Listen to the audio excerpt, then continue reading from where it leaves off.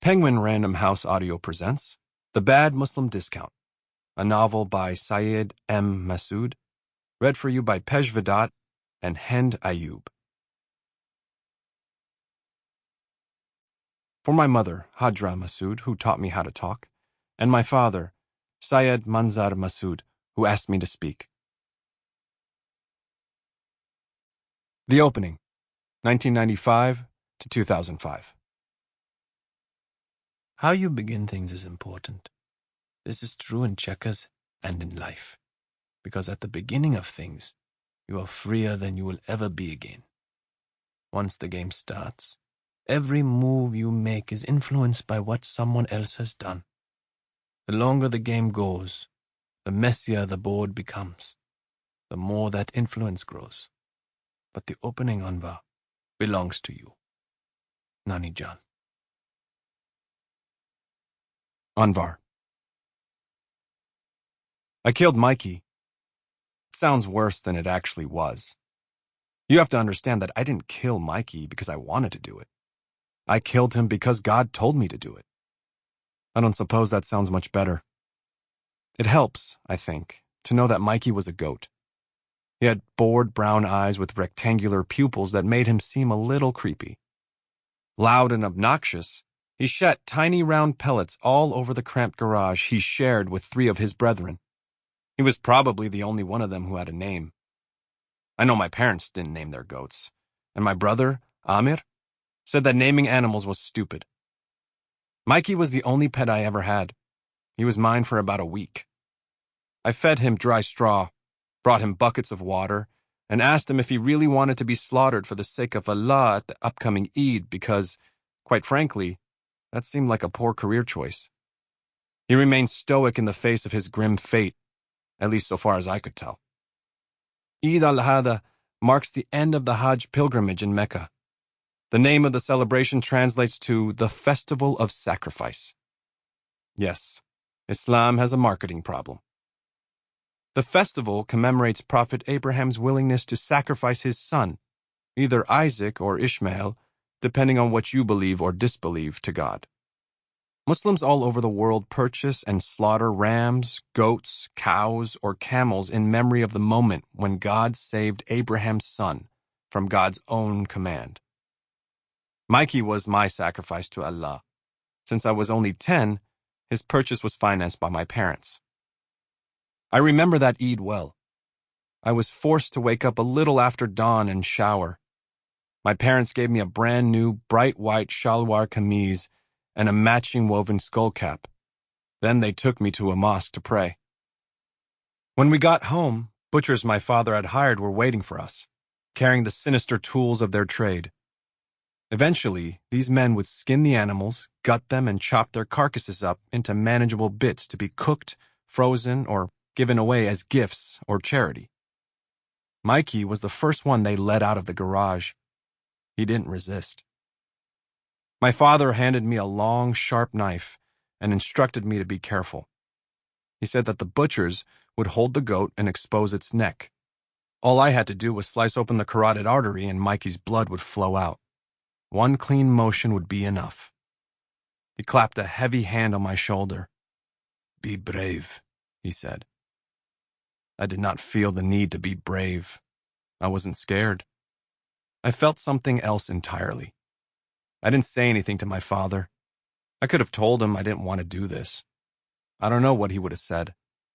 Instead of speaking, however, I gripped the knife. I held on tight because the plastic handle felt slick and slippery in my hand. The men tripped Mikey to bring him to the ground. Now he resisted. He kicked, trying to struggle to his feet, but was restrained. I walked up to him. I think he saw me, recognized me, because he seemed to relax a little. I heard my brother say, "Allahu Akbar!" God is great. Amir told me later that he'd said those words, necessary for the ritual to be properly completed, out loud because he knew I would forget to say them. Amir had almost forgotten them himself when he had done this for the first time a few years ago. What I haven't forgotten are Mikey's unattractive eyes full of unshed tears once the deed was done. I haven't forgotten his blood. It was everywhere. I didn't move away from him in time, and his blood, it didn't seep out. It gushed out in a wild torrent, a flood, a fountain that soaked my hands and my clothes with all the force of a panicked, dying, still beating heart. And I stepped back, and there was so much red, and I was the cause of it. I ran. I showered. I wept. Once I'd changed, my father came to speak to me. You know, Anvar, people don't understand these days, he told me. The real sacrifice. They think their offering is the money they spend on the animal. Or they think it is the life of the animal. But it isn't. You are the sacrifice. What you are feeling now, that is your sacrifice. The lives of other creatures are not yours to take. Life is precious, and to end one is final. Remember to never take more from the world than you can give back to it. Then he told me to come have breakfast. My mother had fried up Mikey's liver, and it was apparently delicious. Unfortunately, Mikey's death may have been in vain. 4 months after he died, I was informed that my soul was damned to eternal torment. My mother, a self-proclaimed authority on all things religious, told me so. It was an appropriately hot day for such a revelation. Of course, we lived in Karachi then, so most days were hot days. Karachi, the city that spat me out into this world, is perpetually under siege by its own climate. The Indian Ocean does not sit placidly at the edge of the massive metropolitan port. It invades. It pours in through the air. It conspires with the dense smog of modern life and collective breath of 15 million souls to oppress you. Under the gaze of an indifferent sun, you sweat and the world sweats with you. It's probably not as hot as hell, but it is definitely as bad as the sketchier neighborhoods of purgatory. The kinds of places you are just a little reluctant to wander after dark. When I was growing up, Karachi was a place caught between ages, grasping at modernity while still clutching at the fading relics of an inglorious past. It was a city of skyscrapers and small, squat shanties. It had modern highways, but was still pockmarked with peddlers wheeling vegetables over narrow dirt lanes on wooden carts. Imported luxury cars rumbling, shining, and glimmering in marvelous mechanical glory were not uncommon, though neither was the pitifully obnoxious braying of overladen donkeys hitched to rickety wagons. After a bad day at school, all I wanted was to go home. However, we were stuck in traffic, and the air conditioner in our temperamental old Beetle was malfunctioning. Trouble started as it often does because my mother decided to speak. When we get home, you're going to have to take a shower. I ignored her and rolled down my window, hoping to alleviate the heat in the car a little. It was a mistake.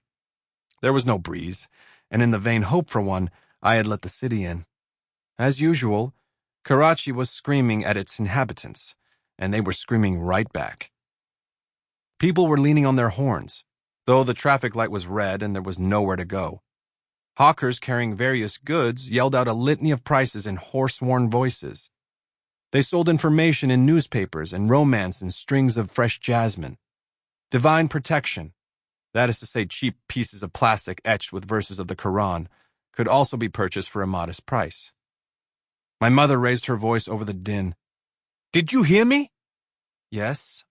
I folded my slick, thin arms across my chest. Why do I have to shower? Because you need one, she said, her tone sharp. She didn't like questions. After taking a deep breath, she went on in a more conciliatory manner. Besides, showers are fun. No, they aren't. But you will feel nice and cool afterward. I'll feel nice and cool when you get the AC fixed. My mother preferred morality to rationality because it put God on her side. When God was on her side, she won arguments against most right-minded people. I'm not such a person, but she didn't know that then, and truth be told, neither did I.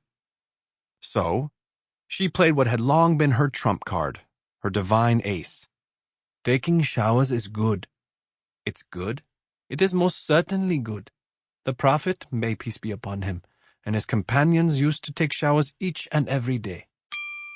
Sample complete. Ready to continue?